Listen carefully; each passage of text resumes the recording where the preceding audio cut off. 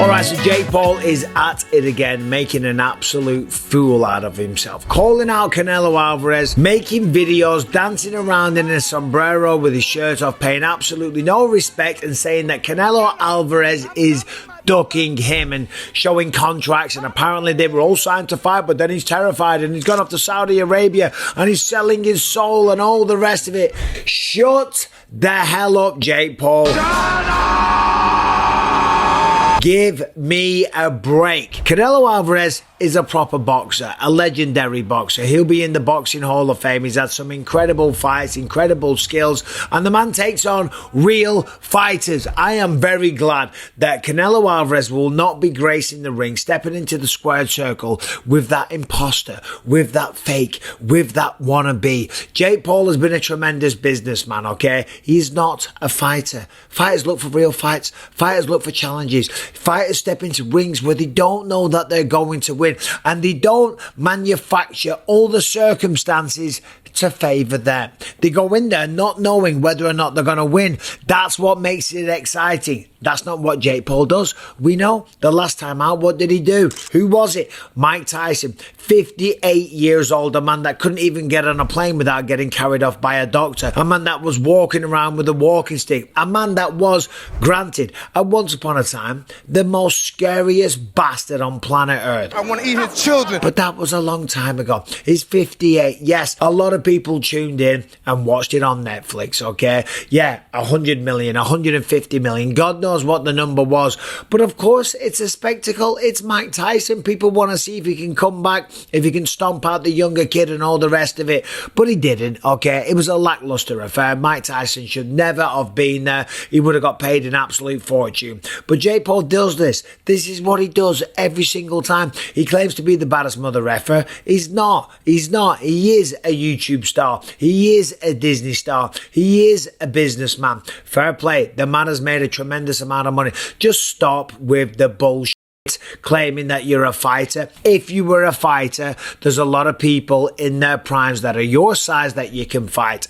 Canelo Alvarez boxes at around 166 pounds. Granted, he probably walks around about 175, 180, something like that. Jake Paul walks around about 220 pounds. So 166 to 220, that's a 60 pound weight difference. Do you know what that's called? That's called a bully. It should be an embarrassment. Jake Paul's 6'2". Canelo Alvarez is 5'7" and a half. Okay? That's a 7-inch height advantage. That should be embarrassing for Jake Paul. You should say, listen, I'm a fan of Canelo Alvarez. He's had an incredible career and I'd love to put him on one of my undercards, or I'd love to do business with him. I'd love to promote with him. I'd love to be involved with him in some kind of way and show him respect.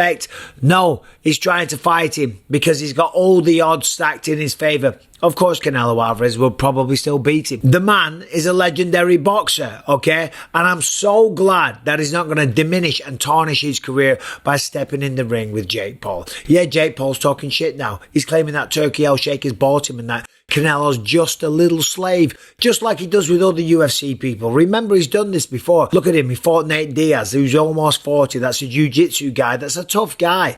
But he was never a boxer, and he's not the size of Jake Paul. The man used to fight at 155 pounds in the UFC. Again, a massive size and weight advantage, and Nate Diaz wasn't a boxer. Who's he fought before that? A washed-up Paul Anderson Silva that lost about 6 in a row in the UFC. Granted, Silva's an absolute legend, but the man was pushing 50.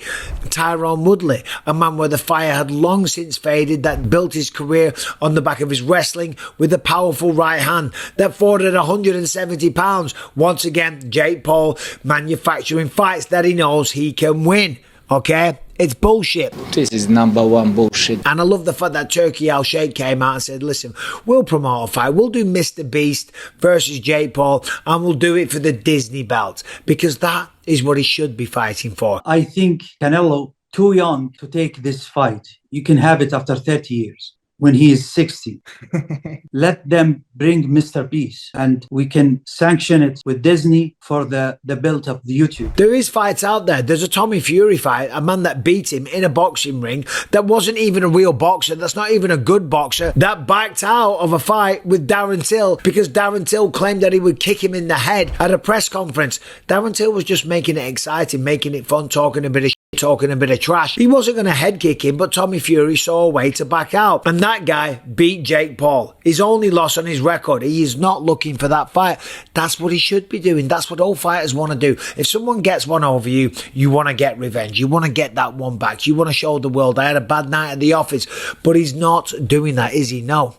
He's trying to cash in and make loads of money by fighting smaller guys, okay? Now, let's talk about this, because he's always saying these guys are slaves. He's saying that he's a slave to Saudi Arabia now, and he's turning his back on the people of Mexico. The truth is, you can be bought. You're a money-hungry squirrel chasing your next nut, and you're screwing over all your Mexican fans by doing your fights in Saudi. It just shows what type of person you are. And I promise you one thing, Canelo. Any fight that you do this year, mine will be bigger. So go off to your boss, you Ring Magazine employee. Listen, we get one shot in life. We want to be a part of the biggest fights possible, and we want to make as much money as possible. Canelo's fought all over the world, fought many, many times in Las Vegas, and if he wants to go out to Saudi Arabia and get paid a fortune for fighting Terence Crawford, then fair play to the guy. You only get one crack of the whip. But we all have obligations. Just because you sign with the UFC doesn't make you a prisoner. You sign a contract, you fulfill the contract, you act like a man, okay? He's got a contract with Netflix, no doubt. He's a little slave, judging by his logic. He's a little slave trying to put on spectacle and sideshow circus attractions.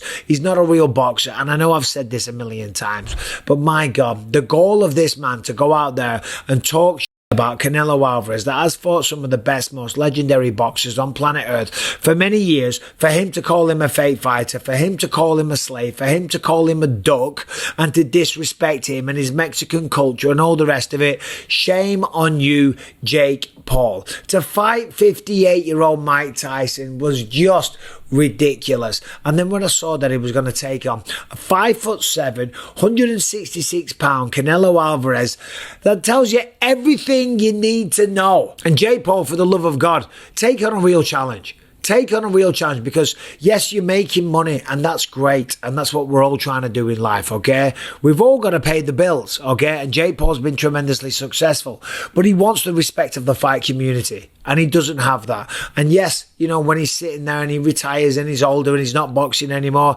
yeah, he'll have hundreds of millions of dollars in the bank account, but he will always ask himself, why didn't I take on a real challenge? Could I have done it? Could I have done it the old-fashioned way? Could I have worked my way up the rankings and won a legitimate world championship?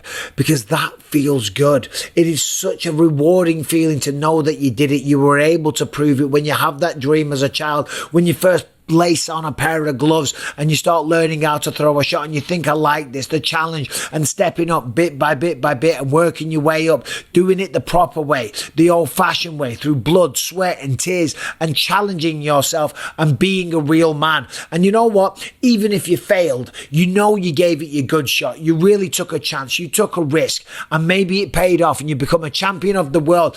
That feels amazing. That's what I've done. That's what Canelo has done. That is what most boxers and real fighters do. You don't take your stardom, manufacture it into a fight career, and then just pick off and cherry pick legends. Great. That's a great business strategy to make money, but you've got the money. Now grow a set of balls, please, for the love of God. Not for my sake, for your sake. Because one day you will look back at this and you will regret it all. You're playing it all wrong. You're pissing off everybody, and no one has any respect for this bullshit.